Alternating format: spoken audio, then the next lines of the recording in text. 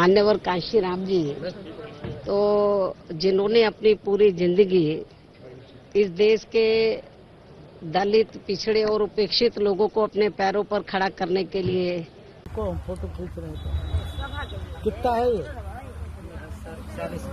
हम ये जगह जगह बताएंगे कि देखो ये मंगी मोची ने जो है 50 रुपए 40 रुपए दिया।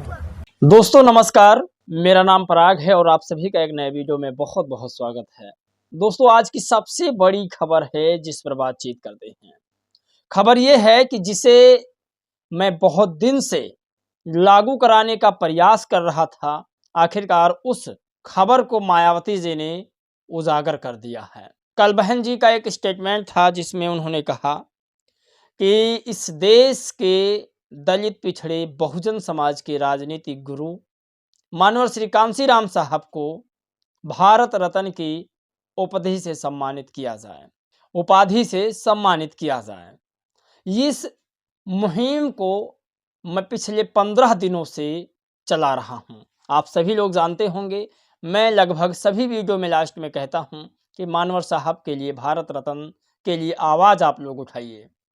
तो इस आवाज को मायावती जी ने उठाया है। कौन कहता है कि लिखने और बोलने से कुछ नहीं होता है?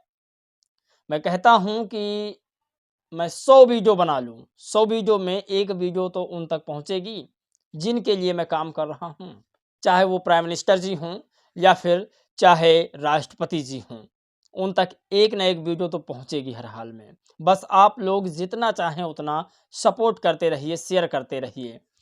आज फिर मैं कह रहा हूं, बहन जी के अकेले आवाज उठाने से काम नहीं होगा। आप लोग भी इस वीडियो को शेयर कीजिएगा और उन लोगों तक पहुंचाइए जिन लोगों के हाथों में भारत रत्न देने का अधिकार है, राष्ट्रपति जी तक। तो आज आपको ये भी बताएंगे मायावती जी ने कब और क्यों कहा। वहीं सबसे बड़ी खबर है कि राजस्थान में शिक्षक भर्ती में घोटाला चल रहा है। वैसे चल तो हर राज्य में रहा है, लेकिन राजस्थान का ये हाईलाइटेड मामला हुआ है।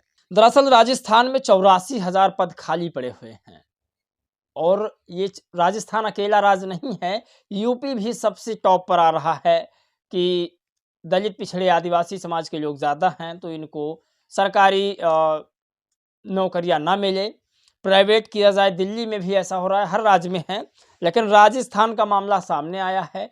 84,000 पद खाली पड़े हैं, जिसमें शिक्षा मंत्री जी के क्षेत्र में 21% पद खाली पड़े हैं। आपको बता दें, वहीं डिप्टी सीएम जी के क्षेत्र में तकरीबन 18% पद खाली पड़े हुए हैं।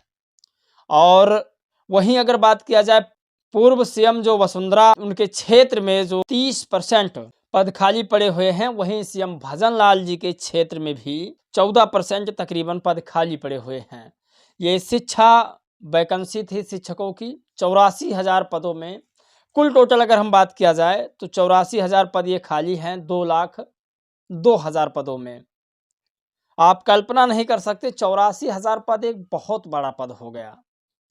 आकाश आनंद ने कहा था, जब मेरी सरकार बनेगी दिल्ली में तो मैं बैकलॉग भर्तियां भरूंगा। चंद्रशेखर ने भी कहा था कि मैं इन मुद्दों पर आवाज उठाऊंगा। बीजेपी के तमाम लोग कहते तो हैं लेकिन करते नहीं हैं।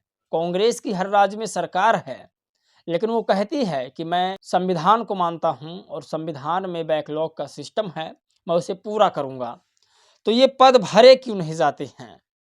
और 84,000 जो ये सरकारी पद हैं, इसको नहीं भरा जा रहा है। इसके जगह पर प्राइवेट सिस्टम करके उन लोगों को ठेके पर रखा जा रहा है जो लोग सरकारी नौकरी के लायक हैं, जो पढ़े लिखे हैं, पीएचडी वाले हैं, बीएड वाले हैं, वीटीसी वाले हैं। तमाम ऐसे अभ्यर्थी हैं जिनको टीचर की नौकरी मिलनी ही चाहिए थी, वो लोग सड़कों पर प्रोटेस्ट कर रहे हैं।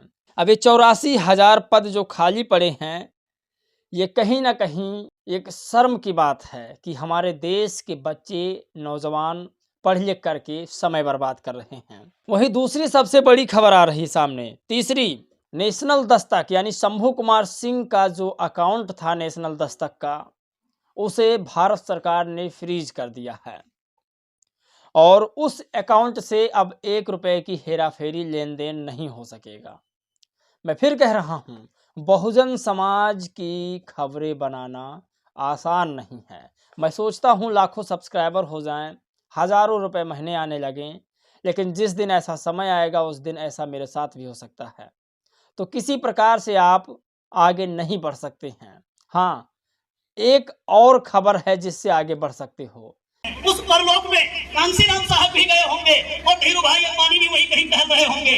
अगर कांसीराम साहब को धीरू भाई अंबानी मिल गए होंगे तो साहब कांसीराम कान पकड़ के, गर्दन पकड़ के और कह रहे होंगे, धीरू भाई अंबानी नीचे देख, नीचे देख, इस धरती पे लाखों करोड़ों लोग मेरे नाम के जय जयकारे लगा रहे हैं। मैंने नेक काम किया है, मैंने मूवमेंट के लिए काम किया है, मैंने जिंदगी लोगों के लिए अर्पित किया है। वो कांसीराम जिन्होंने घर नहीं बनाया, वो कांसीराम जिन्होंने बैंक बैलेंस नहीं बनाया, वो कांसीराम जिन्होंने औलाद नहीं पैदा किया, उनके नारे लगे और धीरू भाई अंबानी देख, तेरा कोई नारा नहीं लगा रहा है। तो नेशनल दस्तक का जो अकाउंट था सीज किया गया है, लेकिन फिर भी नेशनल दस्तक शंभू कुमार को मानने वाले बहुत सारे लोग हैं।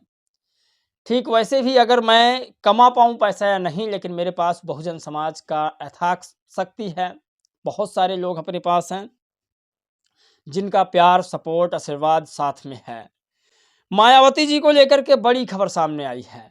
मायावती जी का इस बार जन्मदिन पूरे देश में मनाया जा रहा है, यानी कश्मीर से लेकर कन्याकुमारी तक और नेपाल किनारे से लेकर के पूरे विश्व में जहां जहां मायावती जी के लोग मानने वाले हैं। अगर आप ये सोचते हैं कि अमेरिका, चाइना, इस जगह पर मायावती जी का जन्मदिन नहीं मनाया जाएगा तो शायद आप गलत हैं। मायावती जी का वहाँ भी जन्मदिन मनाया जाएगा क्योंकि वहाँ पर भी उनके मानने वाले लोग हैं। तो ये देश दुनिया से ट्वीट आ रहा है कि हर जगह इस बार बहन जी का जन्म दिवस पूरे होश और उल्लास के साथ मनाया जाएगा, पूरे खुशियों के साथ मनाया जाएगा। तो ये सबसे बड़ी खबर है, इसे आपको समझना होगा। और नितिन मेश्राम सुप्रीम कोर्ट के वकील हैं। इनका कहना है कि बाबा साहेब डॉक्टर भीमराव अंबेडकर को संविधान सभा में जो भेजने वाले व्यक्ति थे वो मुसलमान नहीं थे। संविधान सभा में भेजने वाले दलित समाज के ही व्यक्ति थे।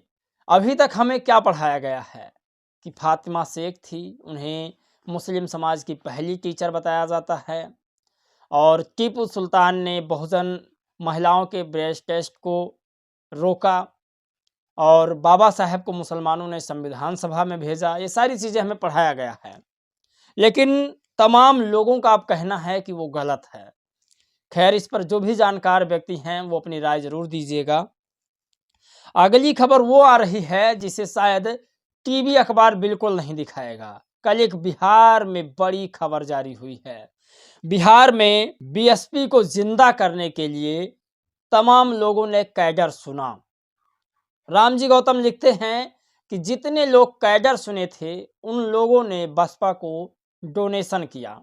बसपा मजदूरों की पार्टी है। बसपा इस देश के उन वर्गों की पार्टी है जिन्हें न्याय नहीं मिल रहा है, फिर वो चाहे किसी भी समाज से क्यों ना हो। रामजी गौतम जी आगे लिखते हैं कि उन्हीं कैडर में से एक व्यक्ति जिसका नाम था मांगीराम मोची, उसने अपनी दैनिक कमाई 40 रुपये बहुजन समाज पार्टी को सौंपा। ये देख करके तमाम कैडर देने वाले व्यक्तियों की आंख में आंसू आ गए कि आज भी बहुजन समाज पार्टी को जिंदा करने वाले लोग बैठे हैं। रविदास वही रहा जी। अच्छा, गुड। चलो ये नोट इनको पैसे दिखाओ, वो थोड़ा ऊपर रखो, हम फोटो खींच रहे हैं। कितना है ये?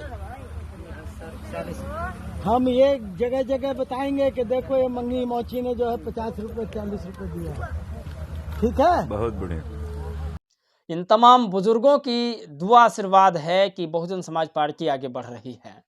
ये मेरा नहीं, रामजी गौतम का कहना है। जो खबर है वो मैं आपको दिखाने की कोशिश कर रहा हूँ। आप लोग भी अपनी खबर दीजिएगा, अगर मैं ना चलाऊं तो आप लोग कहिएगा। रामजी गौतम संसद भवन में अब भी दलितों की आवाज़ उठाते हैं, पिछड़ों की आवाज़ उठाते हैं, इस देश के मजलूमों की आवाज़ उठाते हैं। इनका कहना है कि बसपा को जिंदा करने का काम बहुजन समाज के बुजुर्गों ने किया, जगह जगह कैडर दे करके और आर्थिक रूप से मजबूत करने के लिए चंदा लेकर के बहुजन समाज पार्टी को मजबूत किया है। जब सत्ता में रहते हैं तब ये सारी चीज़ें ये लोग भूल जाते हैं। ना ही मीडिया पर ध्यान देते हैं, ना ही दलितों पर, पिछड़ों पर, गरीबों पर ध्यान देते हैं, और ना ही ये लोग उन लोगों पर ध्यान देते हैं जो इनकी सरकार बनवाते हैं। तब सर्वजन सुखाय सर्वजन हिताय हो जाता है। बाकी आप भी आज़ाद हैं, अपनी राय प्रतिक्रिया दीजिएगा। आप सभी के प्यार सपोर्ट के लिए धन्यवाद। 50,000 का बहुजन समाज का ये विशाल कारवां खड़ा हो चुका है। अब ये लड़ाई और मजबूती से हम लड़ सकते हैं। जय भीम, नमो बुद्धाय।